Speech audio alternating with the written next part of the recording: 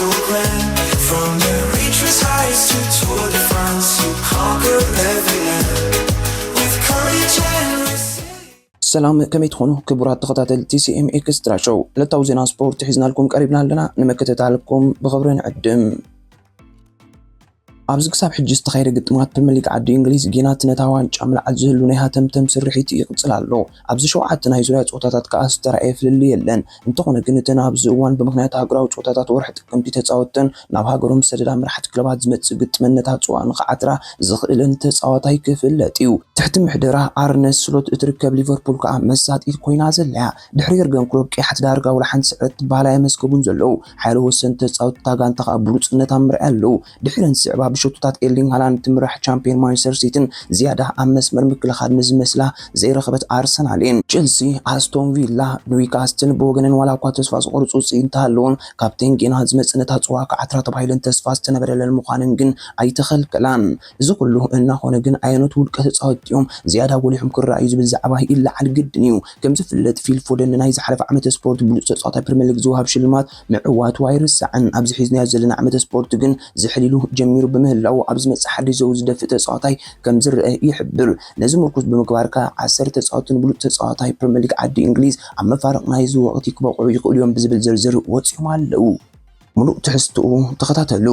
ኣብ 10ይ ደረጃ ዝተሰርዐ ጆን ዱራንት ተፃዋታይ ኣስቶን ቪላ እዩ። ንሱ ኣብዚ ዓመተ ስፖርት ጌና ኣብ ኣስቶን ቪላ ህላውኑ ተረጋጊፁ ይርከብ። ንዶና ሽንኳይዶ ብሉፅ ኮይኑ ክረቋሕ ዝመፅእ ኣብታ ጋንታ ክፀንሕ ዝገመትዎ ሒደት እዮም። ኣብ ሰዓት እዚ ግን ካብቶም ቀንዲ ተቐየርቲ ኮይኖም ዝኣተውዎ ነታ ጋንታ ኣዕጋቢ ኮይኑ ዝርከብ እዩ። ወዲ 20 ዓመት ጥራይ ዝኾነ እቲ ኮሎምቢያዊ ተፃዋታይ ኣብ 7 ፀወታታት ፕሪምየር ሊግ 4 ሹታት ኣብ ቻምፒየንስ ሊግ ተወሳኺ 2 ሹታት ብምቕቃር ንብዙሓት ጋንታታት ብዕቑር ክእለቱ ማያም ዒጎን ዝርከብ እዩ። ዱራን ጌና ካልኣይ መተካእታ ናይ ኦልዋት ኮይኑ እዚ ሒዝዎ ዘሎ ዓቕምስ ግዜ እንተወሲኹሉ ከዓ ውናይ እመረ ምስ ቀዳሞት 11 ተሰለፍቲ ቪላ ክመርፆ ከም ዝኽእል ይነገረሉ።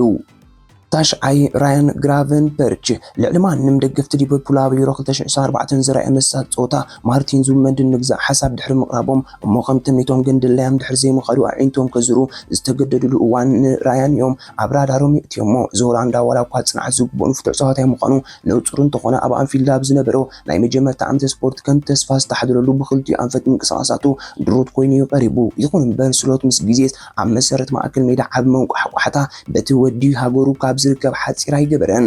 ኣብዚ ሰዓት እዚ ከዓ ሊቨርፑላውያን ንዙቢሜንዲ ኣብ ኣንፊልድ ምምፃእ ዝነበሮም ሕልሚ ከዓ ድሕሪ ራያን ዘርእዮ ዘሎ ቅዲ ፀወታ ንብርያ ነበረ ክኸውን ዘሎ ይመስል። ሻምናይ ደረጃ ዝርከብ ብሪያን ዊልሞሞ ናይ ክለብ ብሬንፎርድ እዩ። ሓደ ካብ አንቀሳቐስቲ ሞተር ኣካል ናይታ ጋንታ ኢቫን ኒውቶኒ ኣብ ዘይህልወሉ እዋን ኣብዚ ሕጂ ሰዓት ነታ ክለብ ፀገም ዝፈጥረላ ኣይኮነን። እቲ ምክንያት ተጨራቕን ተዋዛኢን ክንሱ ኣብ ፀወታ ምስ ኣተወ ግን ብቁም ነገሩ ዝያዳ ዝለብ ብሪያን ዊልሞሞ ነታ ጋንታ ዓንዲ ሕቑብ ምዃኑ ነቲ ብ6 ሸቶታት ምዝጋብ ዝመርሕ ዘሎ ኤርሊንግ ሃላንድ ስዒቡ ጋንቱ ብሸቶታት ኣብ ምስርሳር ዘሎ ኣሰልጣኒ ነቢ ቶማስ ፍራንክን ዓመታት ናዕዳ ዊልሞሞ እናደረፈ ሓደ ካብቶም ፃዕራማትን ርእሰ ምትእማን ደጋንቱ ዘይብሉ ብምባል ዝንእዶ ዘሎ እዩ። ስለዚ ከዓ እዩ ንብሉፅ ተፃዋታይ ፕሪምየር ሊግ ክሕፅህ ግድን ዝኾነ። ሓላው ማዕጾ ኣርሰናል ዴቪድ ራያ እቲ ኣብ ሻውዓይ ተርታ ዝተቐመጠ እዩ። ካብ ናይ ሕጂ ኮ ብሬድፎርድ ክሳብ ናይ ቀደም ተምሃሮ ብሬድፎርድ ብሰፊሕ ንኽፍለጥ ሙሉእ ብሙሉእ ኣብ ጉዕዞ ይርከብ።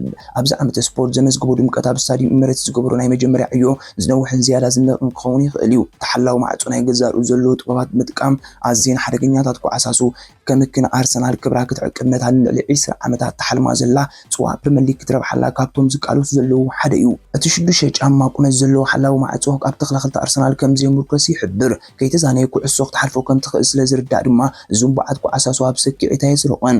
ኣብ ኩዕሶ እግሪ ዓለምና ከም ራያን ልዳቱ ብዝግባእ ዝሕሉ ክሳብ ለይቲ ሎሚ ከም ዘይተረኣየ ይንገር። ልዕሊ ማንም ምህላዋ ምስ ቀዳሞ 3 ጋንታታት ፕሪምየር ሊግ ናይታ ጋንታ ብቐንዱ ዕዙዝ ተራ ናይቲ ሓላዊ ማዕጾ ምዃኑ ከዓ ይእመን።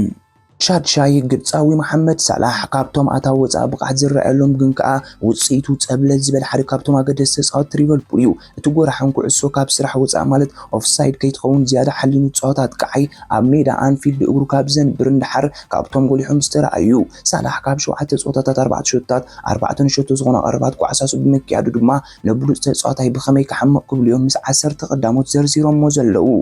ሓምሻይ ጋብርኤል ማጋልሃዝ ተፃዋታይ ኣርሰናል ብዘይከል ዓለም መድፍዕኛታት ቅዲ ናይ ምፅዋት ኩዕሶ እግሪ ቅጡፍ ናይ ምምላኽ ክእለት ዘለዎ ተፃዋታይ ሓቂፉ ኣላ። ኣብ ነፍሲ ወከፍ ልምዳት ከዓ ማጋልሃዝ ንዝወሃቡን ትምህርቲ ኣቐልቦ ሂቦ ዝሰርሕ ዘሎ ፍርኡ ሕመረት ናይታ ጋንታ ክኸውን ድማ ዘኽኣሎ እዩ። ምናልባት ኣብ ሜዳ ማጋላት ዘንጸባርቑ ታክቲካውን ፍልጠት ዝመልኦ ቅማርን ብዙሓት መስሓቕን ዕሽነትን ይመስል እዩ። ግን ዝገበርዎ ናይ ምትላል ኩዕሶ መሳጥነት ኣለዎ። ኣሰልጣን ሚኬል ኣርቴታ ንጽዋዕ ፕሪምየር ሊግ ንምውሳድ ሓቂኑ ዘሎ እዋን ከዓ ካብ ኩሎም ሕልፊ ኢሉ ዝጽዋዕ ጋብርኤል ማጋላስ ጥራይ እዩ። ካብ ዝሓለፈ ዓመታታት ሒዙ ከም መብጻዕይ ዝጎዩ ዘሎ ኣባል ክለብ ሊቨርፑል ሉዊስ ዲያዝ ካብቶም ኮሎምቢያዊ ዘፍረየቶም ኣብ መጻኢ ዝረኣዩ ዓበይቲ ከዋኽብቲ እዩ። ሉዊስ ዲያዝ ድሕሪ ምስንባት የርገን ክሎብ ኣብ ሓጋይ ብስፓኛዊት ባርሴሎና ፈረንሳዊት ፓሪስ ሰን ጀርመን ናብ ሜዳ ንምምጻእ ጨቃጭቃሉ ተጻዋታ እዩ። ይኹን እምበር ካብ ሊቨርፑል ክወጽእ ድዩ ወይስ ክቕጽር ርጉጽ ኣይኹን። ኣብዚ ሰዓት ግን ካብቶም 6 ከዓቲ ኣብ መሳርዕ ሊቨርፑል ብቕዓቱ ከም ወይኒ እናመቀለ ዝኸይድ ዘሎ እዩ። በዚ ከዓ እዩ 4ይ ደረጃ ተዋሂብዎ። እዚ ኩሉ ከምዚ ዝግለጽናዮ ኮይኑ እዞም ስዒቦም ዝርዝሮም ግን ዝያዳ ቀልቦ ተዋሂቦም ነቲ ኣብ ምጅማር ፕሪምየር ሊግ ዓዲ እንግሊዝ ዝነበሮም ኣካይዳት ታሒዙ 3 ቀዳሞት ክኾኑ ዝበቑዑ እዮም። ኣብ ኩዕሶ እግሪ ካብ ቡካዮ ሳካን ላዕሊ ዲሲፕሊን ዘለዎ ናይ ክንፊ ተጻዋታይ ከምዘየለ መቸም ንሰማምዓሉ ሓቂ እዩ። እዚ እንግሊዛዊ ክለብ ኣርሰናል ኣብ ተካይዶ ጸወታ ሰሓቢ እዩ። ልዕሊ ማንም ናይ ምቅላስ መንፈሱ ውሃ የብል። ናይ ብሓቂ ናይ ኣርሰናል ተጻዋታይ እንኳዕ ኮነ ዝብሉ እውን ኣይተሳእኑን።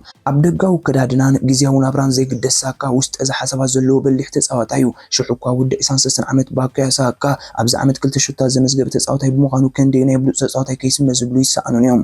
እንተኾነ ግን ኣርሰናል ወኪሉ ዝገበረ ጸወታታት 7 ሾቶ ዝኾና ኳዕሳሱ ቀቢሉ ዕድል ምፍጣር ክሳብ ክንደይ ኣገዳሲ ምዃኑ ብርትዓዊ ግባብ ምስ ዝውነቱ ሕጦባይን ድማ እዩ ነዚ ደረጃ ተዋሂብዎ። ኖርዌጃዊ ኤርሊን ሃላንድ ሓደ ካብቶም ቆማታት ተጻዋቲ ኮይኑ ንጉዓት ሰባት ዝብል ቅጽል ስም የለለ። እዚ ኣብ ካናዳ ዝበዝሕ ዓመቱ ዘሕልፍ ዓለንጋይ መንእሰይ ኣብዚ እዋን ምስ ማንሲቲ ኣብ ምጽዋት ዘሎ ዕቤት ከም ንቡር ምውሳድ ዝብል ሓረጋት ቃላት ቀንዲ መውፅኢ ኣፉ እዩ። ፈለማ ናብ ኩዕሶ እግሪ ምናዳ ዶርትመንድ ዝነበረሉ ከዓ ኳዕሳሱ ካብ ርሑቕ ኣላቲሙ ናብ ሾቶ ክልውጥ ምርኣዩ መስኮት ቴሌቪዥን ዓለምና ኣዛራቢ ዛዕበን ነይሩ። ዝያዳ ኣብ ስታድየም ኢትሓድ እንግሊዛዊት ዓርሞሻዊት ጋንታ ማንሲቲ መስጋዓዘ ኣተኪርናሉን ለይትን መዓልቲ ምስ ዘመስገቦ ሾቶን ፍሉይነቱን ሒዘን ሓንጢጠን ጌና ከዓ ክብሩ ዓቂቡ ይቅጽል ኣሎ። ከም መረጋገጽ ናይዚ ድማ ሃላንድ ኣብ 7 ግጥማት 10 ሾቶታት ኣመዝጊቡ ኣብ ኢትሓድ ካብ ዝመጽእ ዝተፈላለዩ ግጥማት 73 ሾቶታት ብስሙ ቁጢሩ ይርከብ። እዚ እናኾነ ግን ኣብ ካልኣይ ደረጃ ምስርዑ ንብዙሓት ዘገርም ኮይኑሎ። ካብ ትጽቢት ወጻኢ ንብሉጽ ተጻዋታይ ናይዚ ዓመት ስፖርታዊ ሒሱ ጎብለል ክኸውን ጽበይዎ ዘለዉ ኣብ ቅድሚት ተሓርዮ ተጻዋታይ ክለብ ቸልሲ ኮል ፓልመር እዩ። እዚ ኳ ዝእምን እንተመሰለቲ ቀጢንን ንክሮጅ ዝመስል ተጻዋታይ ኣብ ኩዕሶ ከድምዕ ዘይንጹር ስእሊ ከም ዝህልዎ ዝተሓበረ ኮል ፓልመር ግን ብሓደ ሎና ዝበለን ክመስል ነታ ኣብ ሕማቕ ኩነታት ጸናሕቶ ቸልሲ ኣብ ድኻማ ሓይሊ ወሲኽዋን ፍናን ካብቶም ዝሃብዋ ሓደ እዩ።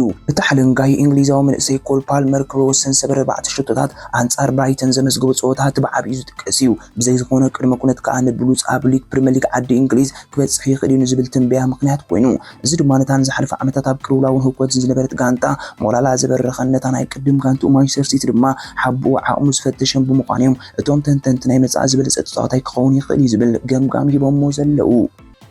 ዋይን ሩኒ ኣብ መወዳእታ ሰሙን ኣብ ቻምፒየን ፕሊማውዝ ኣርጋይል ኣብ ልዕሊ ብላክበርን ኣብ ዝገበረቶ ጸወታ ኣብ ልዕሊ ካየት ናይ ጸወታ ድሕሪ ምቁጣቱ ክሲ ተመስሪቱሉ።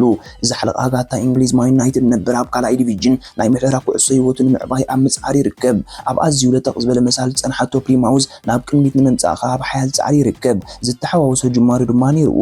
ሩኒ ነቲ ብቐዳም ዝተኻየደ ብናይ ሓባር ዓወት ዝተዛዘመ ጸወታ ኣብ መበል 86 ደቂቕ ብመጋጥምቶም ብላክበርን ዝተመዝገበቶም ሾቶ ድሕሪ ኣፉ ከፊቱ ክራገም ምጅማሩ ንእለቱ ካብ ሜዳ ምስ ጓጉ ይፍለጥ። ፕሊማውዝ ኣብቲ ህንጸት ፋውል ከም ዝነበረ ጽኑዕ መርገጺ ሒዛ ድሕሪ ምጽናሕ ሩኒ ራብዓይ በዓልስልጣን ጃኮብ ማይልስ ዘሕርቆ ነገር ዝተዛረበ ይመስል። ንሱ ድማ ዳኛ ጄምስ ሊንግተን ሓቢኦ። ብድሕሪ ሩኒ ብሊንግተን ቀይሕ ተራእዩ ኣሰልጣኒ ፕሊማውዝ ብዘይ ዝኾነ መቕጻዕቲ በቲ ዝገብሮ ምፍንጃር ካሃድም ኣብዩ። ዋላ እኳ ኣሰልጣኒ ፕሊማውዝ ዋይን ሩኒ ኣብቲ ህሞት ፋውል ከም ዝነበረ ጽኑዕ መርገጺ ሒዙ ምንባሩ ብምሕባር ኣይተጻረፉን ክብል ድሕሪ ጸወታ ኣብ ዝሃቦ መግለጺ እንተሓበረ ራብዓይ ዳኛ ጃኮብ ማይልስ ግን ተዳፊርኒ ዘይስንዶ ስፖርታዊ ተግባር ፈጺሙ ዝብል ከኣዩ ነቲ ጥርዓን ናብ ጄምስ ሊንግተን ብምዛቡ ብቀጥታዊ ቀይሕ ካርድ ክስጎግ ተዋሲኡ። ድሕሪ ኩነታት ዋይን ሩኒ ናይ ኣይወፅን እንቢታ ኣርዩን ብኽንደይ ሰሓቦ ጉትቶ መውፅኡ ይሕበር። ድሕሪ ፍጻሜ ምጽራያት ብምግባር ከዓ ቢግ ባይ ክቐርብ እንተደልዩ ክሳብ 15 ጥቅምቲ ግዜ ተዋሂቦ ኣሎ። ወሃቢ ቃል ዛዕባ ዝመልኪቱ ኣካይዳ ሩኒ ዘይግብኦ ምዃኑ ናብ ልዕሊ ሓደ በዓል ስልጣን ጸወታ ጸርፊ ዝመልኦ ቋንቋ ከም ዝተጠቕመሉን ብምጥቃስ ካብ ስርሑ ከም ዝስጎግን ጠቒሱሎ። በዚ መሰረት ከዓ እቲ ብሉጻት ከዓይ ማንቸስተር ዩናይትድ ዝነበረ ኣብዚ እዋን እዚ ኣብ ሞያ ስልጣን ዝርከብ ኣሰልጣኒ ኣብ ፈለማ ድሕሪ ክንደይ ዝቐደወ ዝረኽቦ ስራሕ ብኣግኡ ካብ ዕላም ፕሊማውዝ ርእዩ ክስኖ ተገዲዱ ይርከብ ሮኒ ዋላ እኳ ድሒሩ ጌጉ ብምእራም ኣብ ቻምፒየንሺፕ ቫር ብዘይምህላው ካብ ስምዒት ተላዒልካ ክትዛረብ ትድረኽ ምክንያቱ ኣነ ንሕዘለን ንሰቤ ዓወተይ ዝደሊ ካብ ዝተበጊሰ ከዓ ነቲ ዝነበረ ጉጉይ ውሳኔ ናትና ቅላ ማዕጻት ምንባሩ ብነድሪ ምሕባረይ ሰምዓ እዝኒ ብምስኣነይ ድማ ሓደን ክልተን ምባለይ ቀንዲ ምክንያት ነፅወታን ምዕዋት ኣዚና ኣበርቲዕና ኢና ሰሪዕና ስለዝነበርና ናይ ብሓቂ ተሪር ዘይምቹእን ውሳኔ ኮይኑ ተሰሚዑኒ ካብ ስፖርታዊ ጎባብ ግብረ መልሲ በቀይሕ ካርድ ድማ ይግባእን ነይሩ ክብል ሮኒ ወሲኹ ገሊጹ እዩ እንታይ ሞ ነዚ ኩሉ ግርነቱ ግን እቲ ሓራቕን ስምዒታውን እንግሊዛዊ ሰልጣን ዋይን ሮኒ ቀጻልነት ዘለዎ ስለዘይመስል ኣይቀደዎን ክቡራት ተኸታተልትና ንሕጂ ሒዝናዮ ዝቐረብና ዕለታዊ ዜና ስፖርት እዚ ክትከታተልዎ ጽናሕኩም እዩ ኣብዚ ቅጽል ምክትታልኩም ኣይተቋርጹ ካልእ እውን ስለ ዘሎ ተን 4 ሕግታት ሼር ላይክ ኮመንት ሳብስክራይብ ኣይትዝለልወን ወድሓንኩም አንበሳ ቢበዓል ስረ አንበሳ አንበሳ ቢበዓል ስረ አንበሳ አንበሳ ቢበዓል ስረ አንበሳ